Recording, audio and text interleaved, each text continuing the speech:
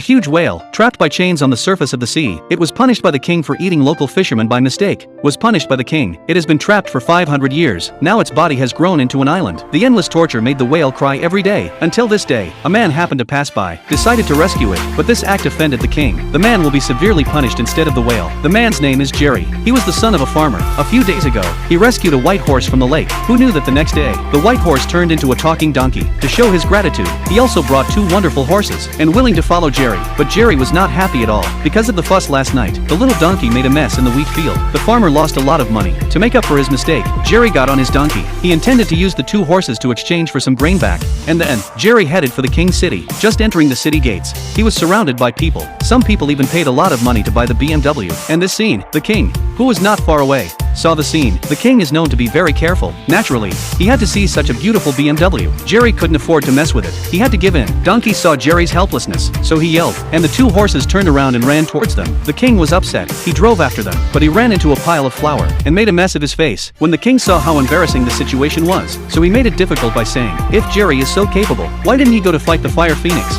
The Fire Phoenix is a scourge to the country and the people. If he could be destroyed, then we will worship Jerry as a hero. Jerry had no choice, had to go towards the oasis. Luckily, Donkey was smart. He said the Fire Phoenix likes to eat pine cones. Sure enough, in a short time, fire emerged from the ground. A flaming phoenix rushed out, grabbed the pine cone and threw it to the sky. Opened a big mouth to swallow. It seems that it really likes pine cones. One by one, he ate them. Suddenly the Fire Phoenix became dizzy, staggering and fell to the ground. It turned out that Jerry had already put anesthetic in the pine cone. This is to catch the Fire Phoenix. Just when he was happy, a bird's leg came from behind.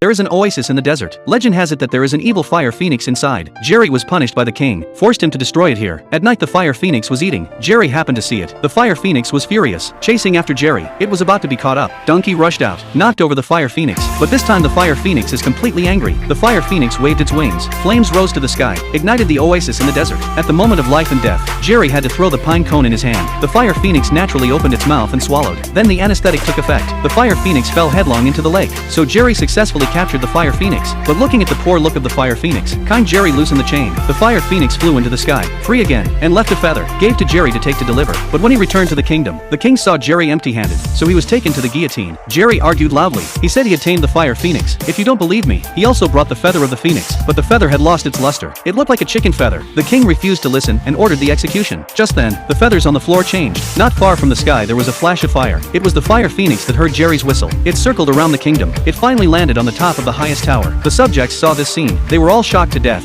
Jerry was a hero. The king saw the bad news. He quickly took the stage and gave Jerry a title. However, the king did not intend to let him go. He gave Jerry another order. He told him to go to the cold north. There is a castle of ice and snow. In it lived a princess. The king asked Jerry to go and help him with a match. Jerry was forced to go again. A man and a donkey arrived at the entrance of the castle. Seeing no one at the entrance, Jerry walked over to the entrance with impunity, but hit the air wall head-on. So this is a magic wall. At that moment, the feathers of the Fire Phoenix flew out towards the door and stabbed. Then the next second, the gate melted away, washed away the donkey, and Jerry went into the castle, found the sleeping princess. When the princess heard Jerry say, the king was a handsome young man, immediately get up and want to go with Jerry, but the castle is so high, how to get down?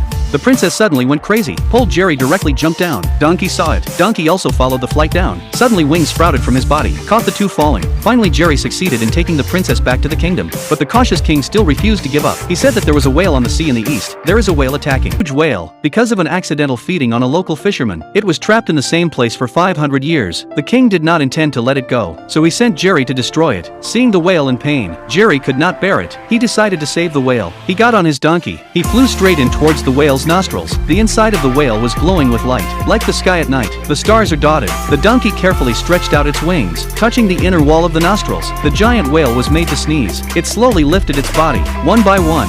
It broke the chain. Then it threw its head back and spat, spewed out a man and a donkey. Then from the mouth of the whale, dozens of human sailing ships came out. So this was the whale's domain. The fisherman had intruded into its territory by mistake. After that, Jerry came ashore. A crab brought a ring. The whale is a gift of thanks. Now Jerry is a complete hero, loved by his subjects. But Jerry's heart, he only thought of the princess. The princess was in captivity. This old, greasy king. The princess doesn't want to marry him. Jerry was her Prince Charming. In his anger, the king, he put the princess under house arrest. Jerry sneaks up to the princess' bed, but the ministers saw this scene, so they took Jerry down. The next day, Jerry was to be tried. The king brought in 3 boilers. 2 of them were boiling. The middle one was filled with ice. If Jerry could jump into all 3 boilers, then the king will recognize him as a hero. Jerry knew that this time it was a life of death. After he confessed his love to the princess, the king pushed him down. The princess saw the bad news, rushing to remove the ring. Jerry from the first pot to save. Immediately after, Jerry fell into the middle of the ice pot, instantly frozen into ice. At this time, the fire phoenix from high up hissed. A feather fell from the sky. The ice melted instantly.